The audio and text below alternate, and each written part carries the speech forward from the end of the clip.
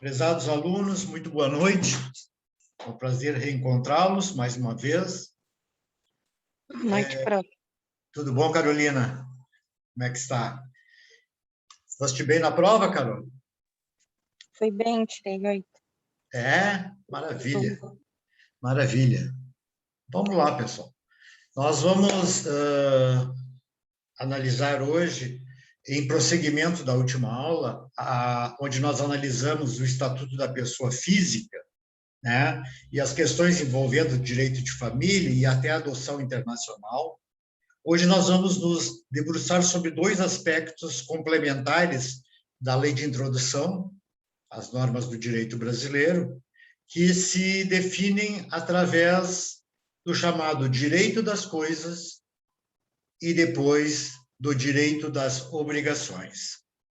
Evidentemente que este exercício que estamos elaborando em relação à formalização de alguns dados que são necessários para o entendimento do aluno e que depois vão demandar a necessidade de estabelecermos uma espécie de exercício conjunto acerca destes institutos, nos obriga agora, então, a analisar, no segundo contexto, a questão vinculada ao direito das coisas. Todo mundo sabe que o direito das coisas é aquele conjunto de normas, né, estabelecidas pela lei civil, pelo Código Civil Brasileiro, que regulam relações jurídicas sobre coisas. Aí está o nome, coisas. Coisas que são suscetíveis de apropriação pelo homem. Ora, se o direito das coisas é o direito que estabelece a apreensão pelo homem de certos direitos e de certas garantias, por evidência que elas são vinculadas ao chamado direito das coisas. Assim sendo, nós temos que, no entendimento destas posições, que estão condicionadas no artigo 8º da Lei de Introdução, artigo 8º, que trata exatamente do posse e propriedade, dentre outros, a análise estruturada do direito das coisas. Vejam bem, pessoal, desde o período feudal, ou seja, no medievo ou na Idade Média, certo? O conflito de leis envolvendo imóveis, certo? Eles sempre foram determinados para a aplicação pela lei do local em que se situa o imóvel.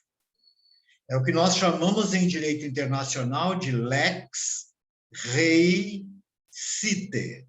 Cite significa S-I-T-A-E. Quando se lê a partícula AE no latino, se lê E.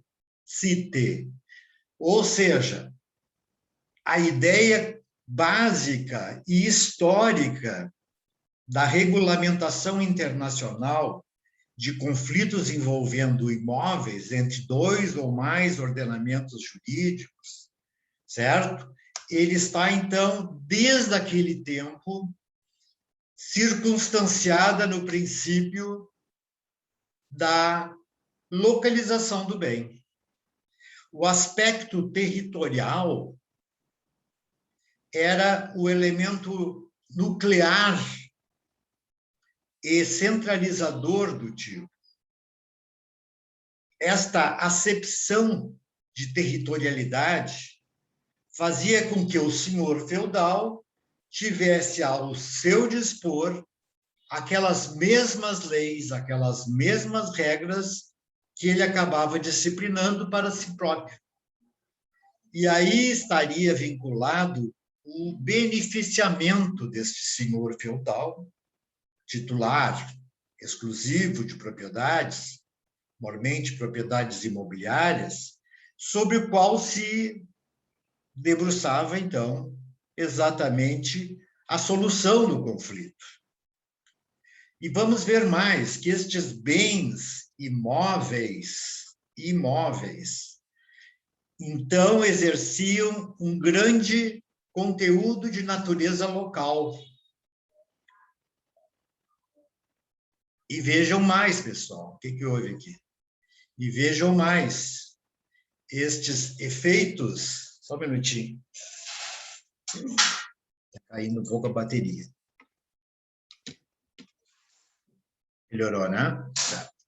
Estes efeitos relativo à vinculação do bem à sua propriedade, ela é essencialmente condizente com todas as regras que dominam a apropriação de um bem imóvel, a manutenção de um bem imóvel, a posse, a propriedade e todos os direitos reais que lhe circundam.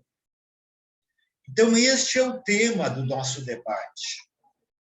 E nós temos, então, que aquele mesmo conteúdo estabelecido para o desenvolvimento dos feudos, historicamente considerados como a lei aplicável será aquela em que o imóvel estiver situado, certo?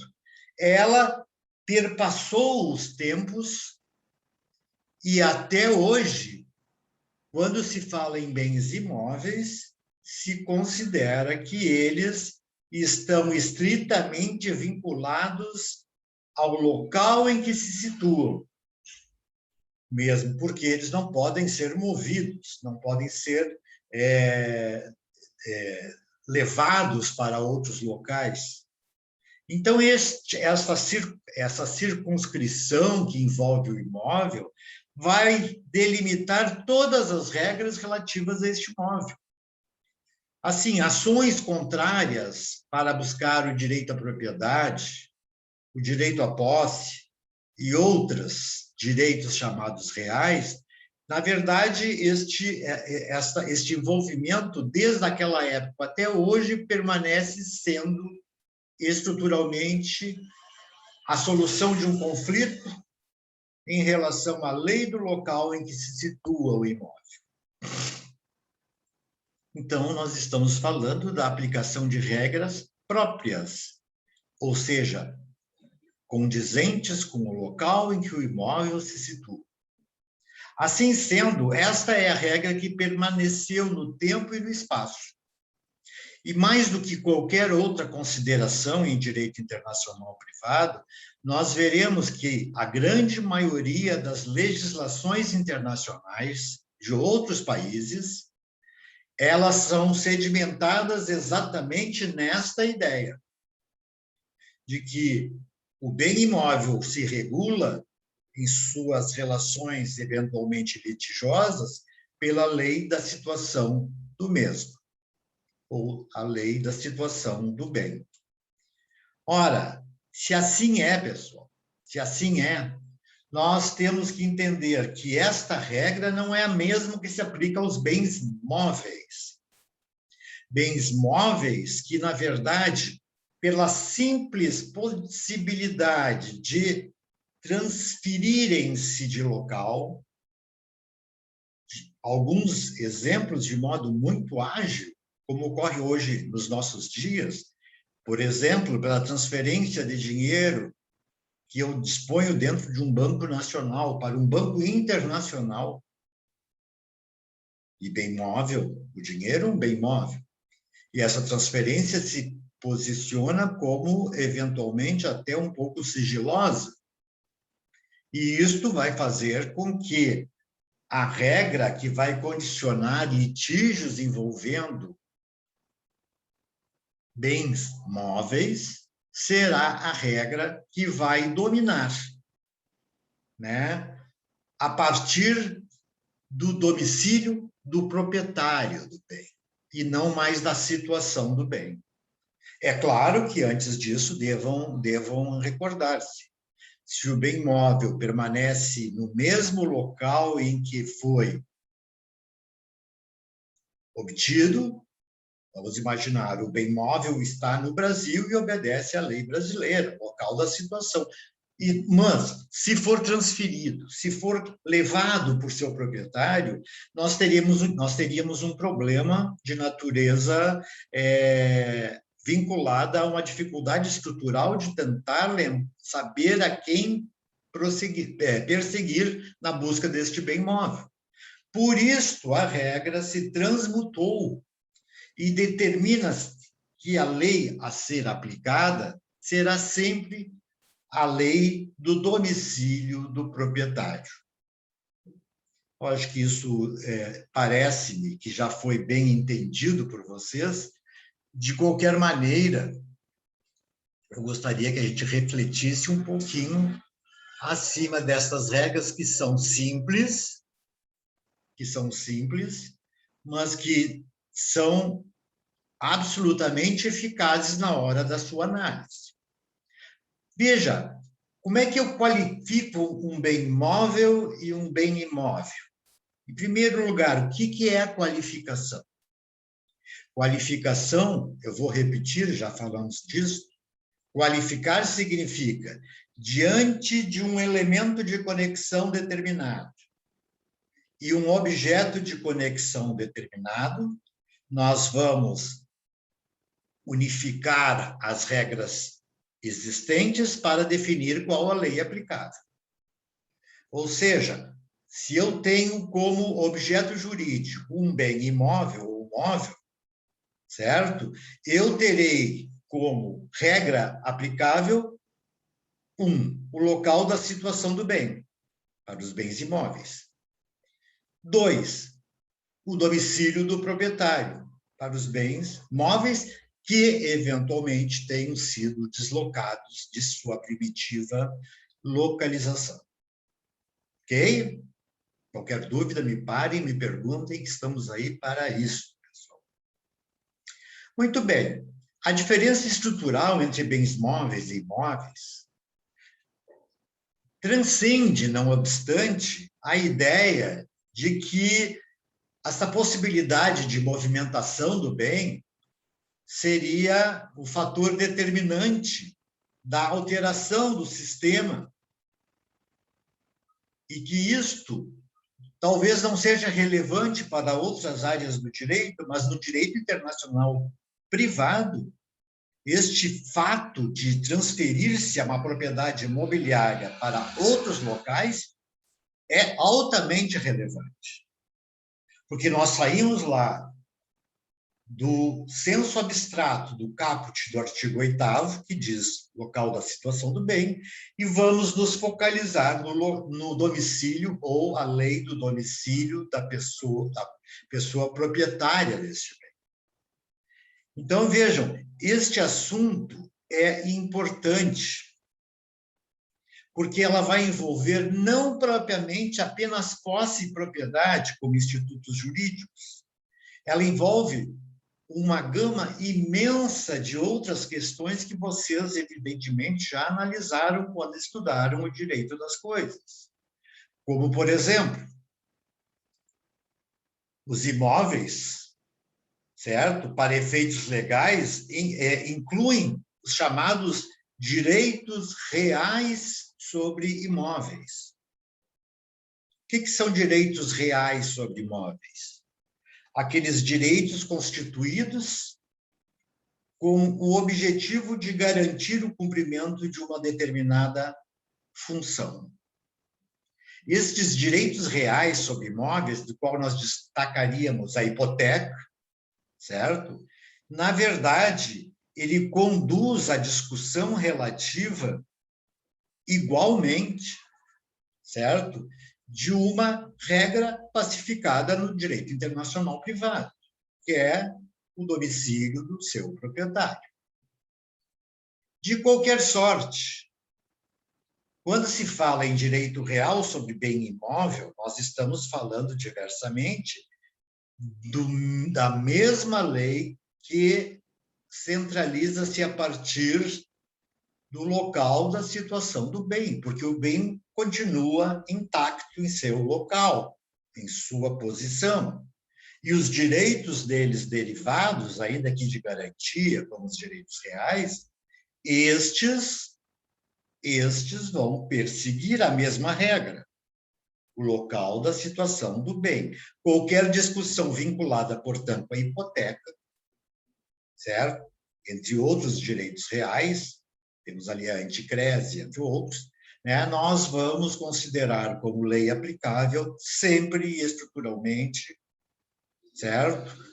O direito da situação do bem, o local em que, ou no país no qual o bem está situado.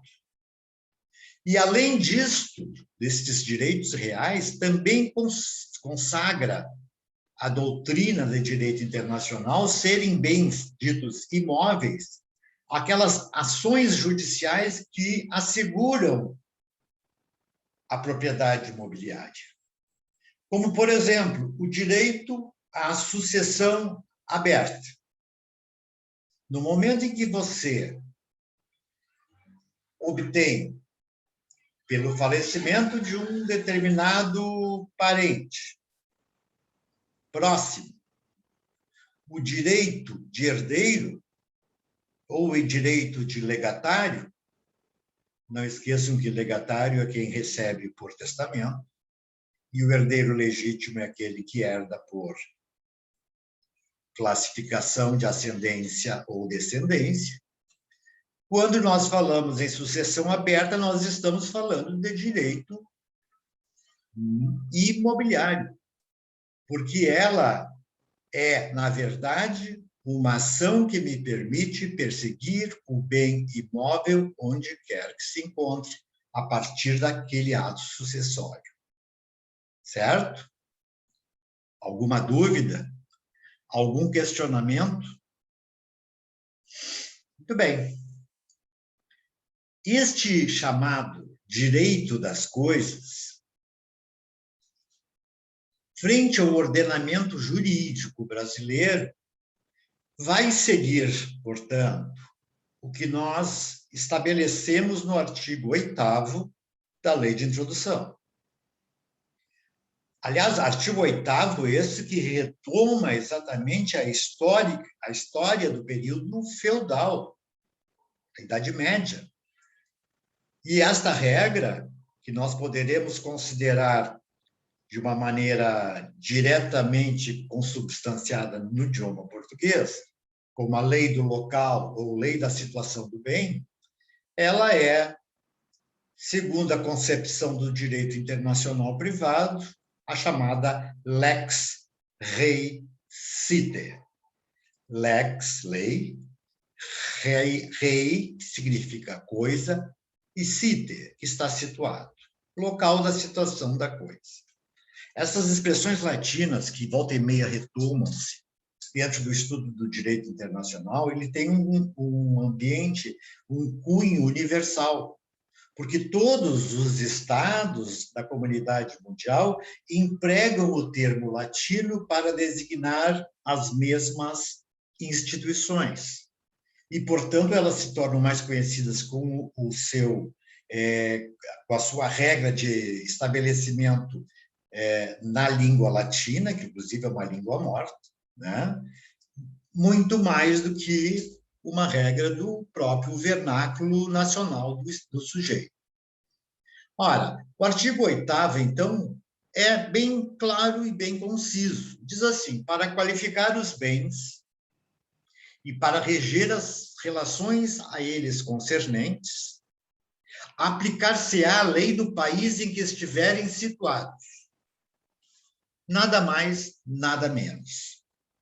Ou seja, se eu quero qualificar um bem, estabelecer o que é aquele bem, se eu quero regular qualquer relação envolvendo este bem, a regra básica é a lei do país em que estiverem situados. Veja que o artigo 8º não fala bens móveis ou imóveis, certo? Porque, em princípio, nós usamos o caput do dispositivo, que vai estabelecer exatamente a aplicabilidade deste princípio de situação dos bens sobre os móveis e imóveis. Imaginam-se que estejam todos dentro de um mesmo ordenamento jurídico.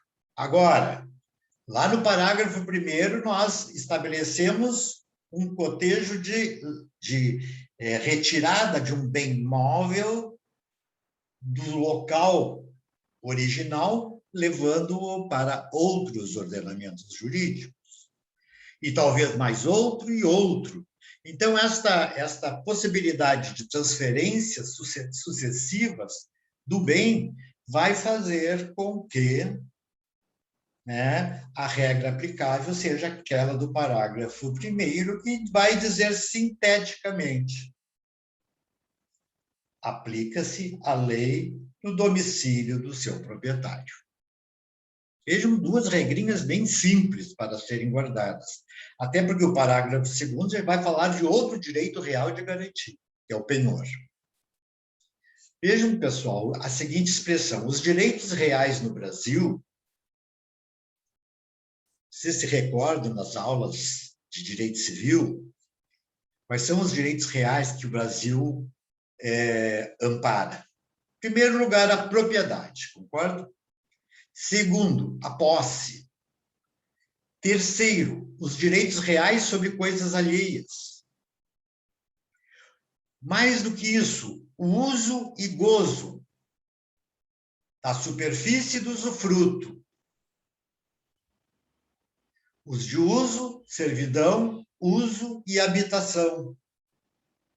Assim como os bens em garantia, o penhor, a hipoteca, a anticrese, a alienação fiduciária em garantia. Assim como o direito do promitente comprador de imóvel, certo? Que é um direito hoje elencado dentro destas características vinculativas aos imóveis na forma do Código Civil brasileiro. Tudo isto, e por isso mesmo eu estou trazendo essas lições à baila, porque elas todas compõem-se de uma mesma regulamentação jurídica, diante da lei de introdução, que é o local da situação ou o domicílio do seu proprietário. Ok? Vejam, vamos discutir propriedade? Vamos discutir posse? Vamos lá, propriedade, uma ação reivindicatória. Posse, uma ação de manutenção ou de reintegração.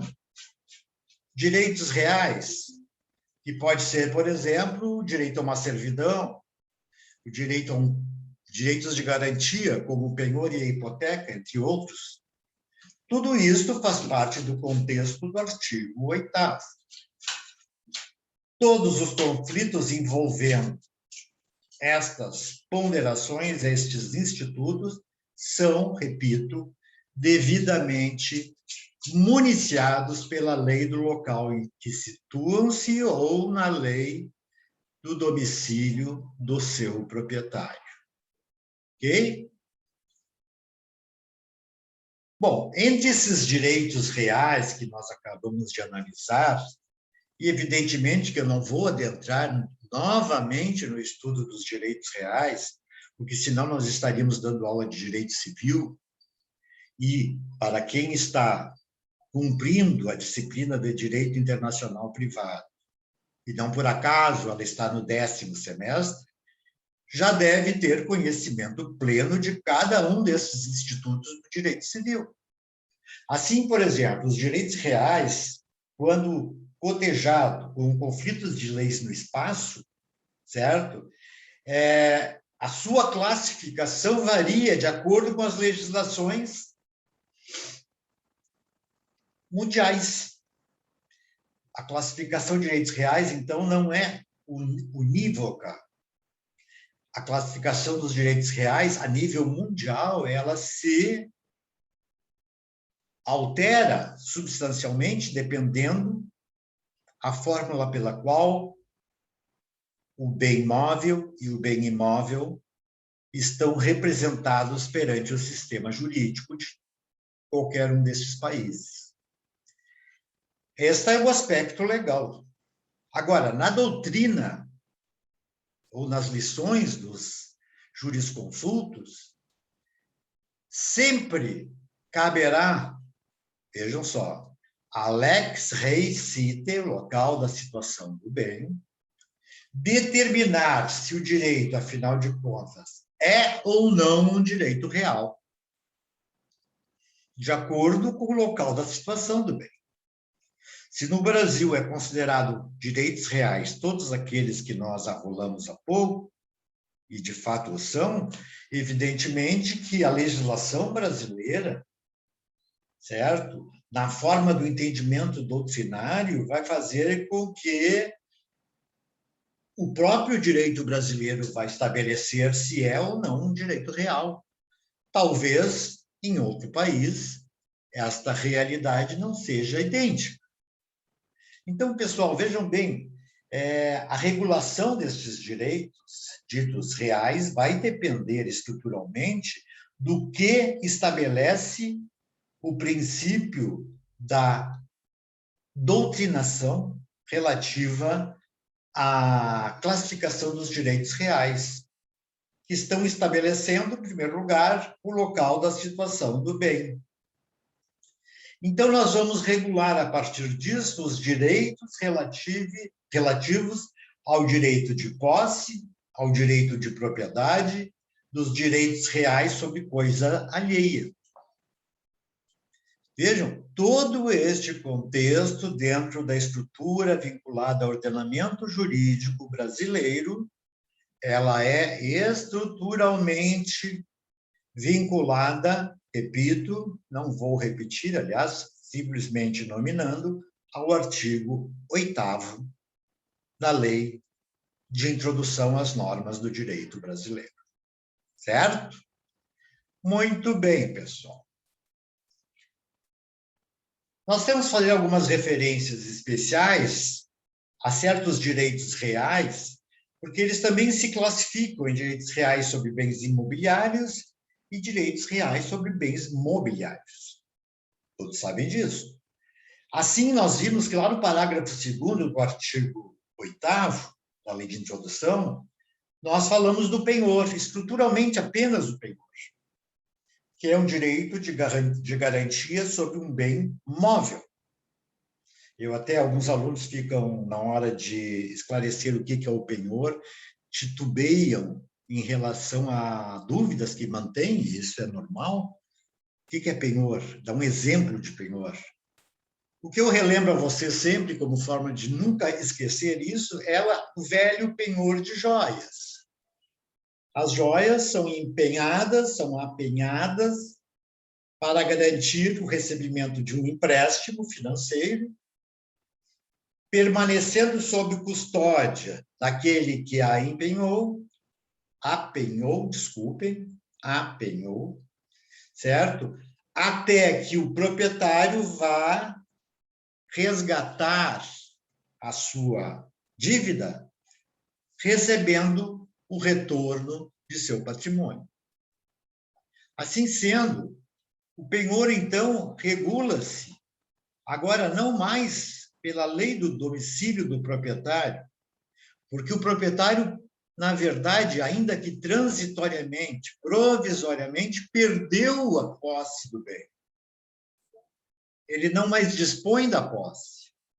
E se ele não dispõe da posse do bem, evidentemente que não será contra ele o encaminhamento da lei aplicável, porque o bem nem está em suas mãos. O bem está na mão de quem a pessoa que apenhou a mantém na posse. Vamos imaginar que você levou joias à Caixa Econômica Federal e a Caixa Econômica ficou na figura do apenhante e mantém a posse do bem. E, portanto, quando nós vamos discutir a questão do penhor, aliás, é uma questão que já caiu em concurso público, quando vamos discutir a questão do penhor, nós vamos nos deparar com uma informação importante, né? Que o penhor, na verdade, quando muda de proprietário, ainda que provisoriamente, certo? Nós vamos ter que discutir quaisquer questões envolvendo este penhor através da lei da pessoa que é detentora do bem. Se eu faço um penhor lá no Chile, o endereço lógico da solução do conflito de leis do espaço é a lei chilena, certo? Se eu faço na Alemanha, a garantia do penhor é a lei alemã, e assim por diante. Então, vejam, aqui nós temos um segundo fundamento para a questão do penhor, que é um fundamento exclusivo, só em relação a este instituto. Já a hipoteca, repito, que é o direito de garantia sobre bem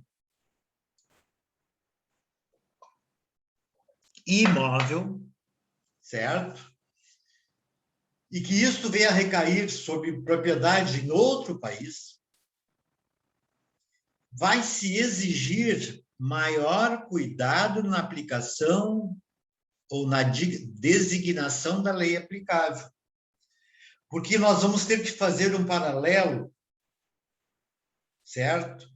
Ou uma adequação entre a legislação nacional e a legislação estrangeira, para ver como é que nós conseguimos deliberar a questão da lei aplicável.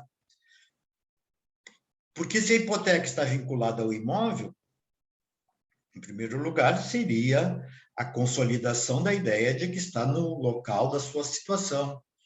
Mas vejam, se no outro país não admite que a regra seja esta, nós vamos ter que sopesar, né? Ou seja, o juiz, ao escolher a lei aplicável, vai ter que verificar a comparatividade dessas duas legislações e ver o que se aproveita em relação ao princípio da situação do bem. Pessoal, aparentemente parece uma coisa muito complexa, mas ela é muito simples. E isso nós vamos identificar no momento em que começarmos a elaborar exercícios práticos a respeito deste assunto. De qualquer forma, nós temos que nos lembrar ainda que navios e aeronaves, certo? São bens de caráter especial, alguns considerando-os, inclusive, bens imobiliários, não mobiliários, imobiliários. Vejam, e aí? Ah, mas o navio transita mundo afora, a aeronave transita mundo afora, então nós vamos ter que usar o domicílio do proprietário, como regra aplicável, parágrafo 1º do artigo 8º. É óbvio que o navio e a aeronave não poderia ser designada, em princípio, pelo local da situação do bem, porque ele é volátil, ela é volátil. De qualquer forma, o que se aplica em relação a estes navios e aeronaves como lei aplicável a esta relação? Desconstituindo o termo situação do bem para arvorar que as questões vinculadas a navios e aeronaves, elas estão concentradas no direito do estado em que esta aeronave ou este navio tem sua matrícula. Ou, em outras palavras, é a chamada Lei do Pavilhão Nacional. Se a aeronave tem bandeira britânica, ela está submetida ao ordenamento jurídico britânico. Se o navio é um navio que arvora a bandeira brasileira, o pavilhão brasileiro identifica exatamente a lei aplicável àquela relação.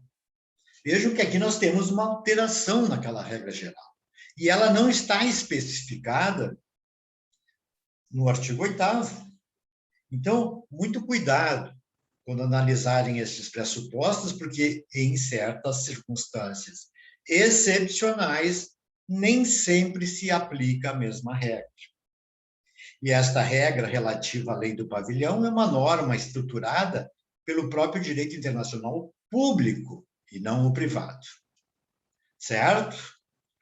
Então, pessoal, diante destas realidades, quando se qualificarem os bens e estabelecendo se são móveis ou se são imóveis, nós vamos verificar, em primeiro lugar, se nos outros países, ou nos países contra quem nós estamos eventualmente litigando, como proprietários ou como posseiros, se eles apresentam nas suas legislações semelhanças entre si, semelhanças entre um ordenamento jurídico e um estrangeiro. E nós vamos verificar, pessoal, que esta regra, na verdade, sofre pequenas distinções que dão primazia para a lei nacional de certos estados. Por exemplo, o que ocorre com o Código Civil da Espanha, o que ocorre com o Código Civil argentino, o que ocorre com o Código Civil chileno e o que ocorre com o Código Civil venezuelano. Veja, nós temos aqui todos os países de influência hispânica que desde sempre arvoraram que o local da qualificação de bens móveis e imóveis é aqueles que as suas próprias leis designarem, certo? Transmutando a ideia de que poderá haver outros elementos de conexão que possam ser aplicados, como o domicílio, como a nacionalidade, como o local da situação, entre outros. Certo? Muito bem, pessoal. Fazemos um parênteses aqui, um parênteses rápidos, apenas para que eu possa enfrentar uma segunda posição que nos parece muito importante. Nós encerramos aqui o chamado direito das coisas e, a partir de então, nós vamos analisar já o artigo 9º da Lei de Introdução. Eu lembro a vocês que eu tenho o trabalho de elaborar alguns slides sintéticos, é verdade, elementares, é verdade, mas que servem de parâmetro para análise quando de uma eventual prova. Então, pessoal, muita atenção e uma certa concentração nesses slides que estão sintetizados de uma maneira singela, mas que vão demonstrar que nem sempre se aplica a regra geral. E aqui, quando chegamos no chamado direito das obrigações, também temos condicionado dentro dos últimos 2 tópicos do Moodle, primeiro, o direito das coisas, segundo, o direito das obrigações, exatamente a estrutura destes slides, que vocês poderão utilizar livremente, inclusive, e talvez de um modo preferencial, na sua prova, evidentemente secundando com a doutrina dos autores escolhidos por vocês, porque, evidentemente, nós não podemos ficar só em dados eminentemente didáticos e não necessariamente compreensivos de toda a estrutura daqueles fenômenos. Muito bem, pessoal. Vamos lá, direito das obrigações. Aqui nós temos uma questão bastante complexa, principalmente gravitando em torno do território brasileiro. Pessoal, o direito das obrigações, vocês sabem, é acima de tudo, ou seja, a obrigação é, acima de tudo, uma relação jurídica entre 2 ou mais pessoas. Concordam?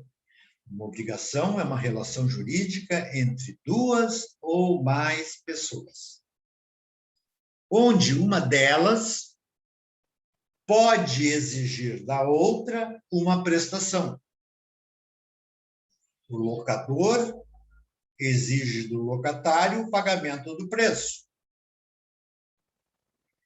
Ora, esta posição, então, delimita que o credor tem a pretensão e o devedor tem a obrigação. Já tinham pensado sobre este ângulo? É importante.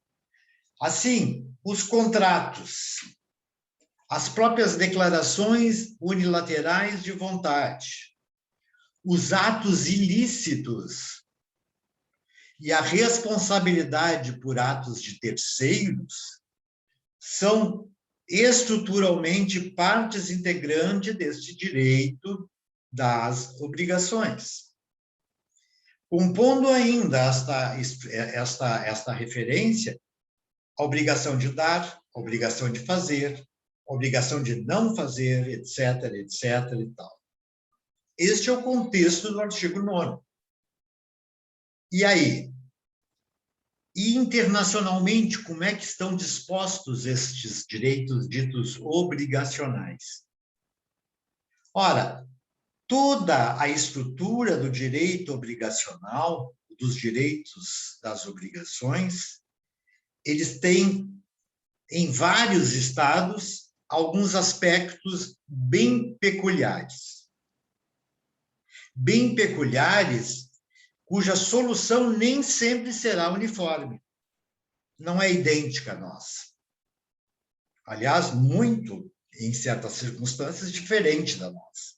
Então, nós estamos nos chocando com um estabelecimento de uma regra que está condicionada no artigo 9º, mas que lá nos Estados Unidos não tem maior aplicação. De qualquer sorte, nós vamos verificar que, devido a estes vários fatores diferenciais, como, por exemplo, uma diferença entre os elementos de conexão, domicílio no Brasil, nacionalidade na Europa, nos Estados Unidos, local em que se constituiu a obrigação, ou ainda o local da execução da obrigação, o lugar em que o móvel, objeto do contrato, é diferente do domicílio dos sujeitos. Olha quantas considerações podemos enfrentar dentro do assunto obrigações, né? A língua em que é redigido o contrato, por exemplo. Mais do que isso, o acordo diferente da falada pelos contratantes, um acordo que alterou-se e que, pela própria redação linguística, acabou sendo mal compreendido entre as partes. E nós temos que entender que, no conceito de contratos internacionais, que eu pretendo, sinceramente, adentrar na análise específica ainda este semestre, pretendo, certo? Claro que já estamos lá quase ao final de mais um semestre, mas vamos fazer força, no mínimo 2 ou 3 aulas sobre contratos internacionais, certo? Então, vejam, aqueles elementos específicos dos contratos, eles diferenciam-se de país para país. Mais do que a questão linguística, que é complexa e que torna muito volátil este direito, e que vai definir que a diferença da conexão apresentada vai fazer com que, eventualmente, não possa se aplicar exatamente o que a lei brasileira diz, certo? Nós, então, temos que entender que há uma tendência em localizar estas relações jurídicas pelo elemento que manifestam o ato materialmente. Assim, a preponderância, por exemplo, do Estatuto Real e do Fórum Rei Citer. Porque o Estatuto Real, dos direitos reais, nem sempre é, como acabamos de analisar, coerente com o princípio do Fórum Rei Citer, ou o fórum em que tramita a ação, e essa ação que tramita sobre bens. E aí nós temos que analisar que a regra do artigo 9º tem que ser manuseada. Ou ainda, da lex loci delicti, ou da lei em que o delito foi cometido, quando se tratar de atos ilícitos. Atos ilícitos, sabem, geram obrigações. E por isso mesmo, nós temos que estabelecer uma regra própria para os atos ilícitos. E esta regra é o local em que o delito foi cometido. Vejam, mais uma alteração na regra substancial. De qualquer sorte, nós temos um grande problema a ser enfrentado. Os países mais desenvolvidos do mundo, exponencialmente países como os que compõem a chamada União Europeia, os Estados Unidos da América, a legislação japonesa, a legislação coreana, entre outras, eles trazem à tona um elemento de conexão que, em princípio, todos deveríamos reconhecer. Todos deveríamos conceber como indispensável ao direito das obrigações. Ora, vejam que esse instituto vai ser denominado de autonomia da vontade das partes. É um instituto polêmico, controvertido e muito discutido entre os autores. Aplica-se ou não o princípio da autonomia? Aplica-se a lei fria da lei, que diz que as obrigações serão regidas pela lei do local em que se constituírem, né? Ou há uma possibilidade das partes exercerem este direito a partir da manifestação de sua própria vontade. Olha, eu não quero nem a sua lei como meu adversário contratual, entre aspas, né? E nem a minha. Eu quero uma terceira lei. Eu quero escolher a lei americana, por exemplo, para regular esse tipo de relação. Ora, isto é uma modalidade que é amplamente liberalizada. E, aliás, ela corresponde exatamente àquele espectro, certo? Exatamente aquele espectro imaginado, né, de que a regra seja acolhedora da vontade das partes. Porque estas regras de autonomia da vontade vão permitir que as partes utilizem-se de todos os princípios do direito das obrigações, que configura-se pela liberdade de contratar. Todos concordam com isso. Se todos temos liberdade de contratar, nós sabemos que podemos escolher a lei aplicável. Porque este é um acordo bilateral e nós estamos falando em comutatividade entre nós. E nós só vamos escolher a lei aplicável através da autonomia, certo? Da vontade, no momento em que nós dois concordarmos. Assim sendo, a virtude do Instituto é de atender os reais interesses e objetivos das partes, que estão envolvidas numa relação obrigacional, óbvio. O que muitas vezes envolve em conexões objetivas, como a lei do lugar da formação do contrato, ou a lei do local da execução do contrato, como está estabelecido no nosso Código Civil. Vejam, nós estamos engessados. O Brasil não autoriza a aplicação do princípio da autonomia da vontade. Em que pese, recordem-se das nossas primeiras aulas, quando se falava em direito processual civil internacional, pela edição da alteração do CPC em 2015, nós já consolidamos princípios de aplicação do princípio da autonomia da vontade, optando, por exemplo, por uma lei nacional ou por uma lei estrangeira. Isto sem o suporte do direito substantivo, mas o direito processual já foi à frente, inclusive dizendo que quando as partes elegerem o foro estrangeiro, o juiz brasileiro está impedido de julgar de acordo com a lei brasileira. Né? Circunstância que, evidentemente, só não será aplicada se houver abuso por parte dos interessados. Assim sendo, o que nós temos de consistente em relação, e talvez seja um dos motivos de crítica de alguns autores, é que, muitas vezes, a aparência de um acordo de autonomia da vontade, ele envolve, por exemplo, atos que realmente não são aqueles que formalizam esta liberdade. Por exemplo, nós sabemos que os países europeus, em virtude da técnica utilizada pelos sistemas legais lá vigentes, eles acabam determinando ou optando pela a escolha da lei do seu Estado para regular as relações com terceiros advindos de outros Estados. Olha, isso é contrato de adesão, com todo respeito. Se é um contrato de adesão, evidentemente que compete à parte não assinar este contrato. Ocorre que a maioria dos grandes negócios feitos a nível contratual com países europeus, americanos e estes países de primeiro mundo são contratos que impõem-se sobre os países menos desenvolvidos, quem sabe, ou quiçá, os países hipossuficientes.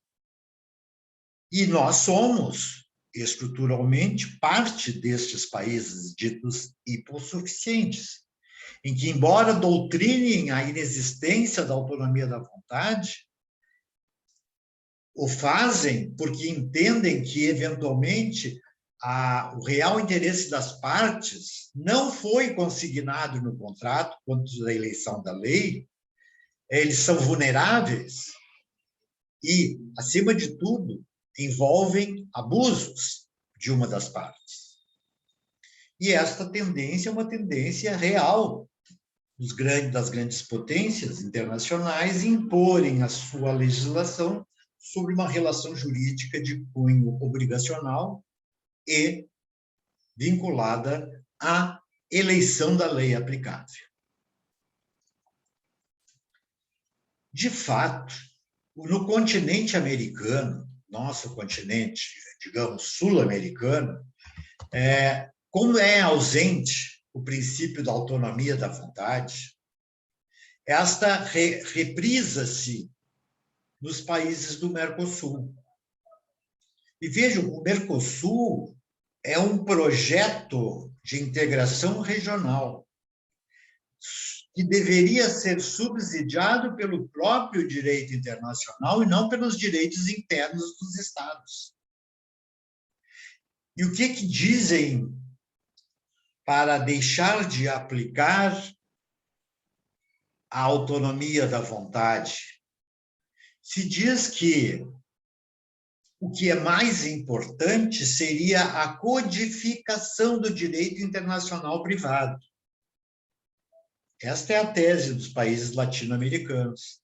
A codificação do direito internacional privado. Ou seja, um fator que seria indispensável para a integração econômica. Ou seja, eles sonham na criação de um código de direito internacional harmônico entre todos os países latino-americanos. Sem uniformização jurídica, não se pode, segundo eles entendem, certo? Fazer integração econômica e política. Eu discordo. E mais tarde eu vou dizer a vocês por quê, quando analisarmos a questão vinculada ao direito da integração. Ora, se nós queremos uma base normativa comum, através de um código, como é o Código Civil, como é o Código de Processo, né, nós teríamos que fomentar isso através de uma convenção internacional unindo todos os países neste projeto, definindo de forma uniforme para todos os países latino-americanos as mesmas premissas. Ocorre que isso já foi tentado. A Convenção de San José da Costa Rica foi um exemplo, mas o exemplo mais patente desta realidade foi o chamado Código de Bustamante. O Código de Bustamante era, estruturalmente, a regra uniformizada a ser empregada por todos os países latino-americanos que aderissem aos seus regulamentos. Esta convenção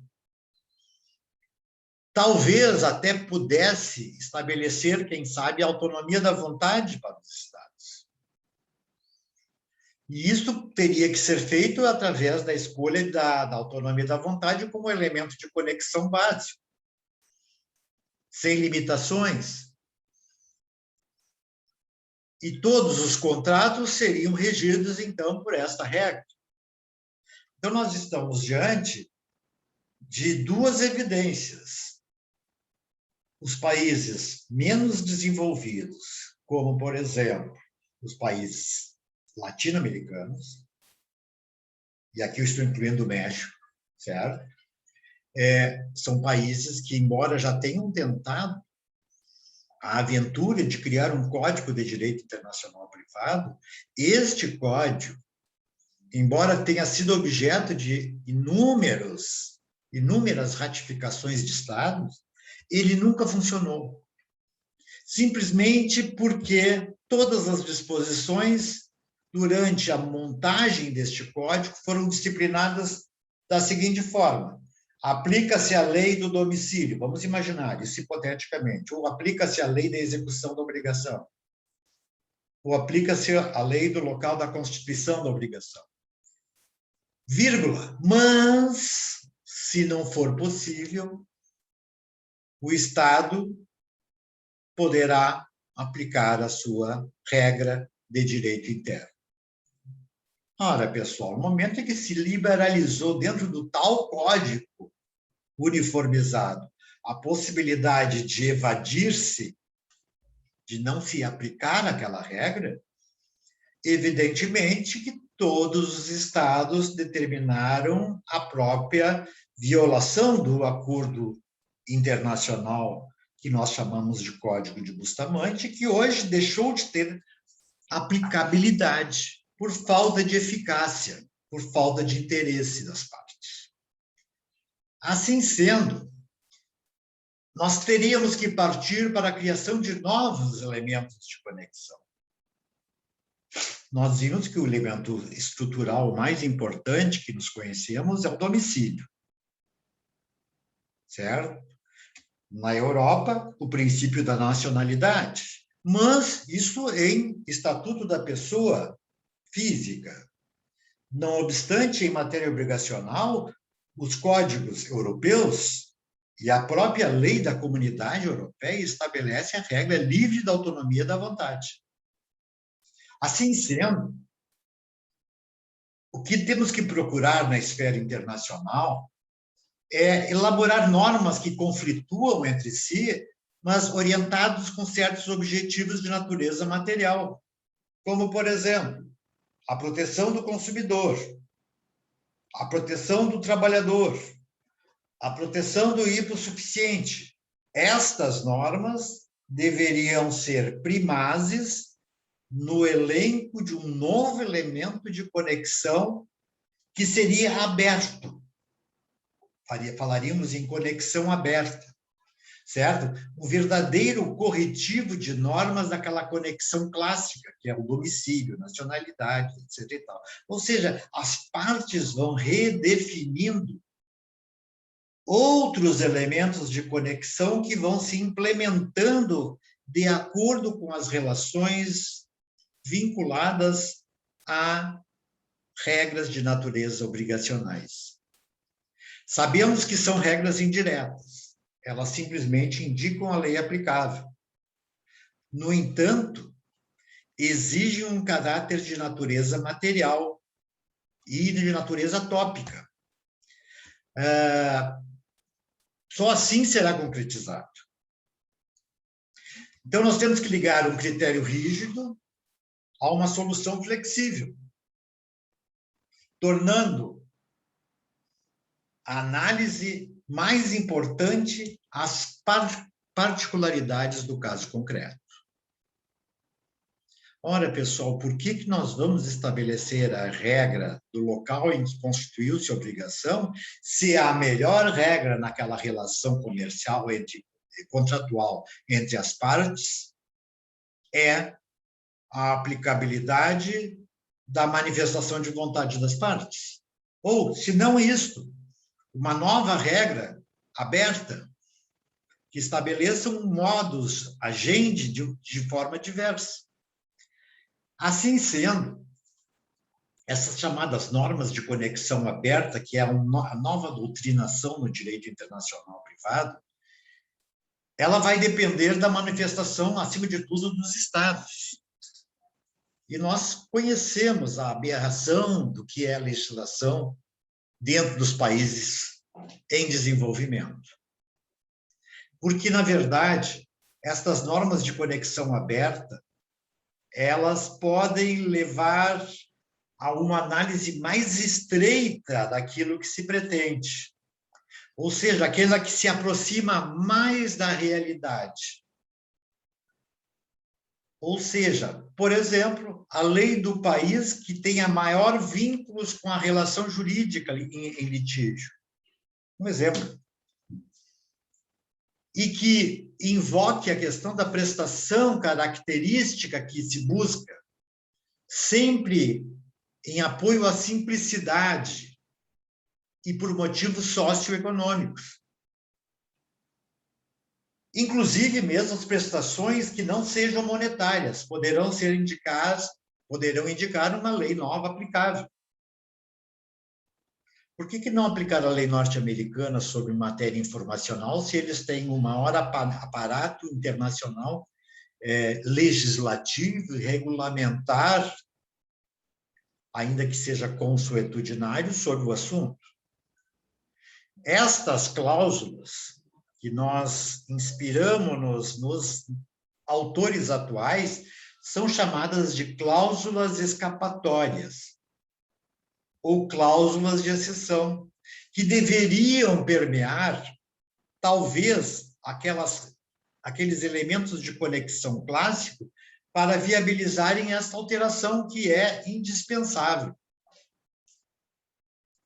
Por enquanto, as normas brasileiras ainda continuam a postular aquilo que está constante no artigo 9º, que diz: para qualificar e reger as obrigações, aplicar-se-á a lei do país em que se constituírem. Ou seja, onde eu constituí o contrato, é lá que é o local para a aplicação da lei. Pergunto, por quê? Só porque eu assinei o contrato lá? Quando eu, por exemplo, tenho vários outros elementos que definem que, em que pese o contrato ter sido assinado lá, a execução do contrato sequer se fará no Brasil, mas num terceiro país, por que não a lei deste outro país? É a chamada lex loci contractus, ou a lei do local que foi firmado o contrato. Isto aí, na verdade, permite o exercício da prepotência das grandes nações, dos grandes negócios internacionais, das multinacionais, das empresas muito ricas, que estabelecem que você venha a mim, que eu lhe outorgo tais poderes, em contrapartida, a lei que será aplicada é a minha. E aí eu vou informar que a lei que vai ser aplicada é a minha, porque esta é a regra que eu antevejo como uma autonomia da vontade. E, na verdade, não é autonomia da vontade. Você não manifestou-se a ser. Por outro lado, quanto à forma e à substância das regras obrigacionais, aplica-se nas leis brasileiras as obrigações constituídas no Brasil. Vejam, por que nós colocamos o local da Constituição? Porque nós imaginamos assim, todas as obrigações, se forem feitas no Brasil, a lei brasileira impera. Mas nós sabemos que o estreito caminho das relações internacionais, nos negócios internacionais, não são sedimentadas no território brasileiro, e sim em territórios dos países mais poderosos do mundo. Portanto, é lá que se aplicam essas regras, e não aqui. Por outro lado, as obrigações por atos ilícitos, que nós já falamos, vamos sempre adotar a lei do local em que ocorreu o ato. Esta é uma regra que não está pacificada na lei de introdução, mas que vocês já podem guardar. Então, nós vamos ver que, complementarmente, diz o parágrafo 3º do artigo 9º, que as obrigações oriundas de contrato são constituídas no lugar em que residir o proponente. o que, na verdade, vai recair exatamente naquela dicotomia entre o parágrafo 2º e o caput do artigo 9º. Quando, na verdade, nem sempre o local do proponente será aquele em que se implementará a obrigação.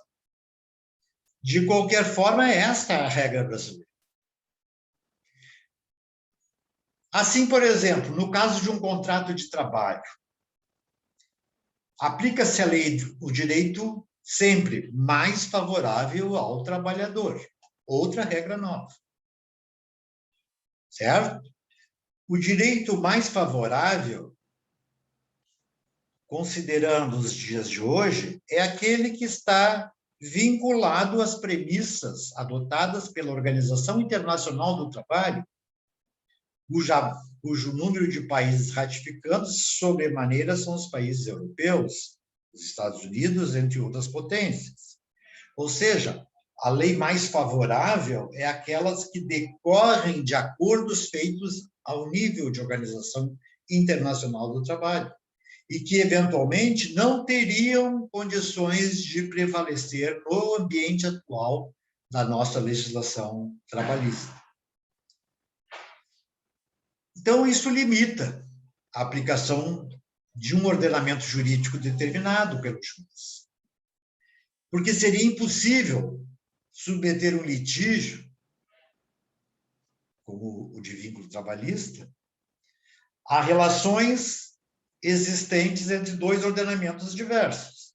Ou escolhemos um, ou escolhemos o outro. Qual é a mais favorável? Depende do ponto de vista. Depende do ponto de vista. Concordam, pessoal? Muito bem.